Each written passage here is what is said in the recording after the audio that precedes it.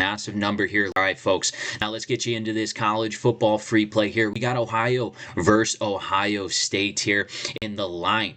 Minus 30.5 here for Ohio State. A massive number here laying at home in the Horseshoe against an in-state rivalry in Ohio. And let me tell you something here before we get into this breakdown. A lot of players on Ohio wanted to go to Ohio State, but just weren't good enough, or they were told they weren't good enough here. So does that come into a factor here in this one? I do believe so. As Ohio, you look at their past two games, they are 1-1, but they should have won that game their first week in Rutgers. They were at Rutgers there. They lost 34-31 by a field goal in that one. I believe they were trailing by 2 touchdowns. The offense for Ohio here is no joke.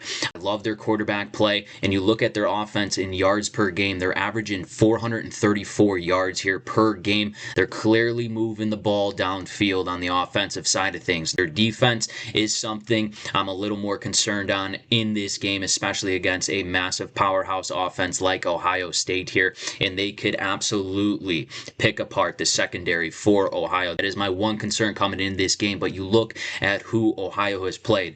2 Power 5 schools here. The first one was in the Big Ten against Rutgers, and then last week they got a massive win against Western Virginia. Does that momentum continue into this in-state rivalry here? I get that Ohio State has a great defense, probably the best defense here in college football, but the way Ohio has been moving the ball against 2 Power 5 schools here, I know they will be ready to compete against Ohio State.